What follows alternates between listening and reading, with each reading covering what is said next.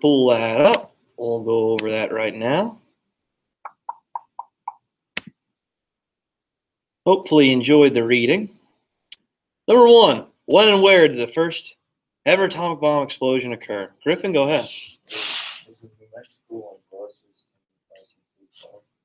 Good job. July 16th, 1945, out in the middle of the desert, right? New Mexico. And they're testing off this atomic weapon in a remote location. And what was it called? What was it called? It was a vocab term yesterday. Well, yeah, the Manhattan Project. But what was the test called?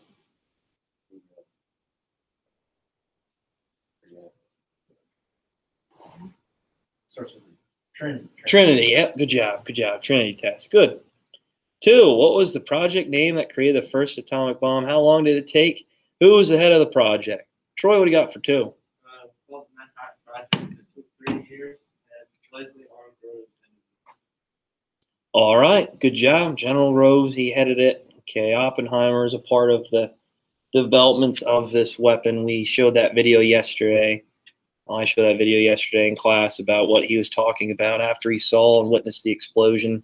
Obviously, his success, the science worked. But at the same time, he realized that this could be the end, right? This could be what ends humanity. And it's chilling, right? All right, good job. Good job. So, yeah, I mean, people say and argue that, it started in 1939, the developments of this Manhattan Project, and really at the outbreak of World War II, they were trying to create this super weapon, this atomic weapon. And yeah, good. 3, describe the first atomic bomb test.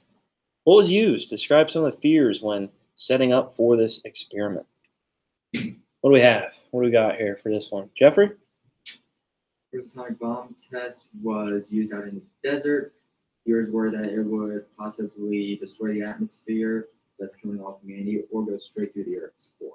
All right, yeah, good job. They had no idea what to expect. All right, I know I talked about it yesterday. These scientists, they thought, well, either it doesn't work, it's a dud, and we all go to jail or we're all killed, right? For the rest of in jail for the rest of our lives, or killed right there on the spot, because we have all these different types of, we have the information, we have all the science backing it, and someone gets their hands on these scientists, who knows what could happen. Right? And if it gets into the wrong hands, the Soviets or the Japanese, right? Even the Germans. Well, the Germans were defeated at this point, so not them. But yeah, good. And yeah, the fears of it. Well, I just said it. If it didn't work, those scientists would most likely be killed. The project would be terminated or started up again under new leadership, and a lot of money would be lost. That's for sure. The United States dumped a lot of money to try to develop this super weapon. And these people, these scientists, would be viewed as enemies, okay, of the country, because they may have been a part of a sabotage attempt. All right, good. Yeah, like you said, the atmosphere could have burned up, killed all of humanity. Maybe it'd be such a huge explosion, it would crack the Earth's crust and kill everybody. Who knows, right? Who knows? Okay, good. 4, why did General Groves have to leave the base 20 minutes before 0 hour? List the 2 reasons why. Why do you think this is important? What do you have for this one? Troy, what do you got for 4? He left 1 because it was a better observation point, and because he and General Burrell could not be together in the same room. Yeah, good job. Good job. So number 1, get a better view at it, okay? To see the explosion, to witness its power if it was set off. And number 2, it wouldn't be smart to have leadership there all together, because if this explosion would occur, and let's say it would affect the building that they're in or the bunker that they're in, it could really terminate the project itself right there. Okay, the future developments of this weapon would halt, because the leadership, the people behind developing this atomic bomb, if we all had them in one location and they're all killed or affected some way, then that wouldn't be good for the future developments of these atomic weapons. All right, good. And then finally, 5, describe why Oppenheimer was so stressed before the atomic bomb test. Why do you think he acted in such a way? What was his feelings after the explosion was a success? Jeffrey, what do you have for 5? He was stressed because he didn't know if the bomb was going to work, especially since earlier the calculations were perceived to be miscalculated. And when the bomb went off, he had a feeling of both great triumph and great regret because he knew that this bomb would be used to kill many people and that blood would be on his hands. Awesome. Good job. Good job. Couldn't say it better myself. Yep. So with that being said, I mean, the explosion occurring, he was obviously very happy. The work that he put into it was a success. He didn't have to worry about maybe being killed by the government or put to jail for the rest of his life. And right after, I guess you could say, his cheering, his smile of content and happiness that it worked, he realized that this bomb was going to be used to literally end wars and kill thousands, maybe millions of people, and could be the cause to the world to not be existent anymore, right? And that was a shock to him and a realization after he witnessed the bomb successfully detonating. All right, good work. Good work. Okay, so real quick, here's the bell ringer for today.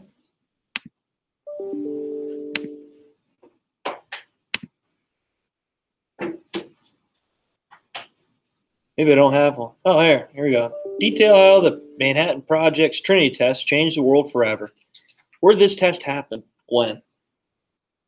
So it's important to know when it happened because that's going to fit in today's lesson and how this is important moving forward with the negotiations between the United States and the Soviet Union.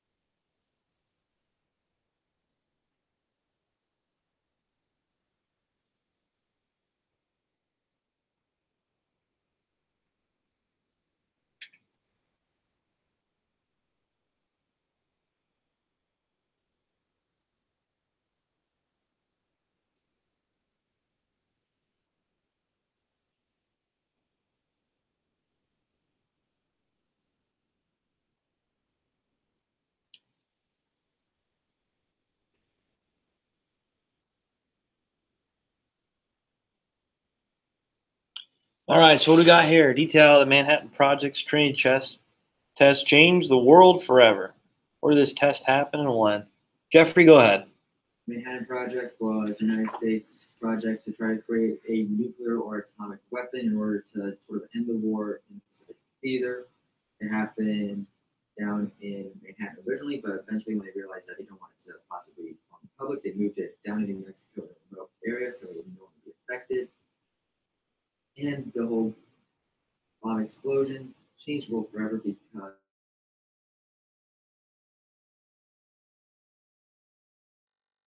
it would wipe out full populations in split seconds. All right, good work. Good job. He did not read off Google either. Nice, nice. Good job, Jeffrey. Yeah, so the Trinity test just proved that the Manhattan Project was a success and that the United States now has this super weapon.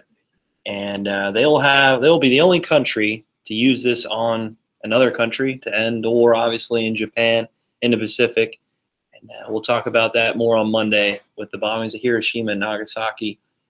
And the United States will be the only country to have this weapon until 1949, right? And this will kick off the nuclear arms race with the Soviet Union and the Cold War, okay? I won't get to mention or talk about that too much, but yeah, this is heating up already till what we know as modern times. And the Cold War that really starts, I guess you could say, with the Potsdam Conference in 1943, but immediately after World War II, we see an opposition, a competition, right, with the United States versus the Soviet Union moving forward to develop these new forms of weaponry, technology, space race, you name it.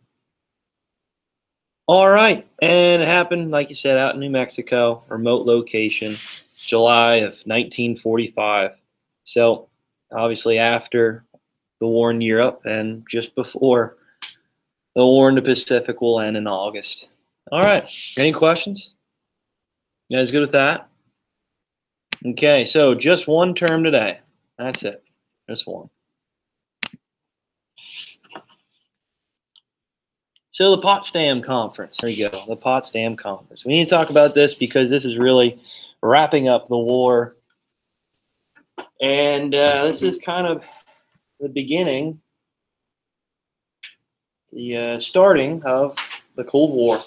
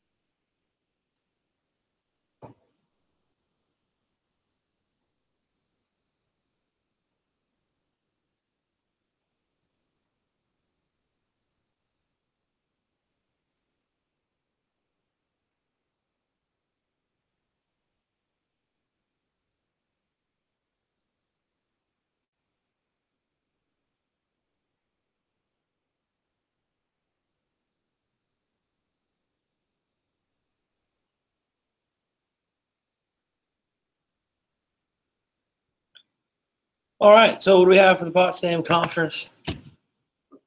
Griffin, what do you got? Potsdam Conference was held in Potsdam, Germany, last on 10th August 2nd, 1955. The participants were the Soviet Union, United Kingdom, and the United States representatives, respectively by Premier Joseph Stalin, Prime Minister Winston Churchill, and Clement Attlee, and President Harry S. All right, good job. So this is going to be the last meeting between the big three. Okay, last one. Stalin will not meet with the Allied powers ever again. Okay, Stalin will die in 1953, and this was, like I mentioned, leading up to the Cold War and finishing the war in the Pacific, right? Now we already know the war in Europe's already decided on, it's already over. Okay, now this is kind of the conversation, the lead to the ending of the war in general, end of World War II. All right, so the Potsdam Conference, real quick, here's a picture, and I'll just talk a little bit about it.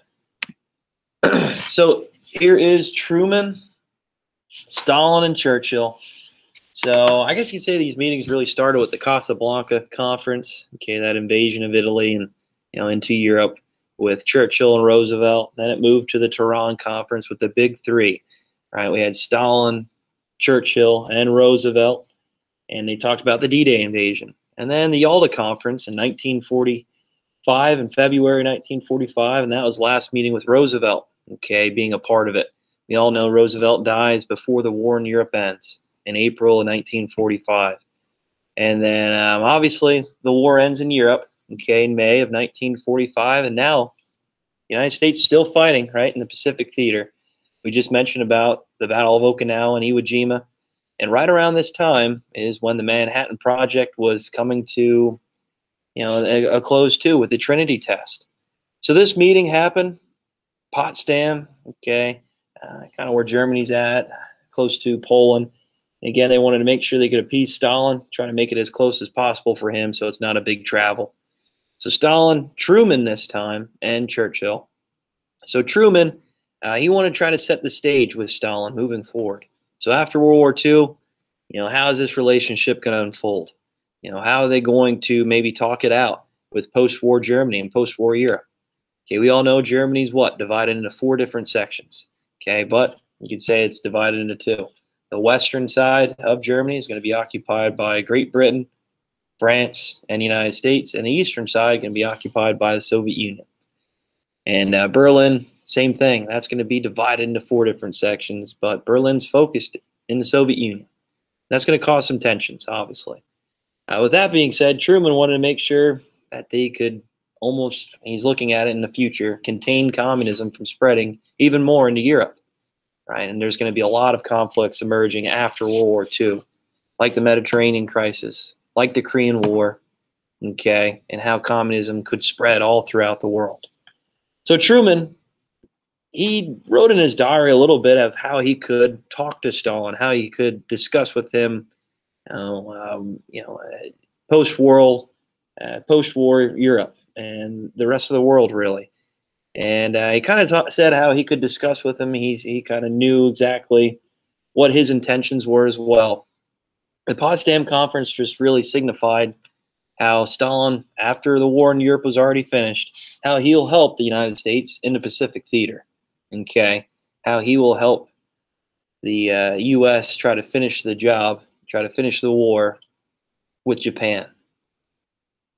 But like I mentioned, right around when this meeting's going on, this conference is going on, Truman received word that this Trinity test was a success, that it was successfully detonated, right? This is a super weapon, this atomic weapon. So what do you think Truman said to Stalin at this meeting and to Churchill? Jeffrey? He's only down low, but we got a bomb that can destroy entire cities. All right, yeah, good job. Good job. And Stalin really didn't believe him. It's like, no way. There's no way you got this done already. Okay, there's no way you have this atomic weapon ready to roll. There's no way you have, the technology, the ability to create this weapon. And Truman's like, yeah, we do. Okay, so moving forward, Truman was trying to strong arm Stalin.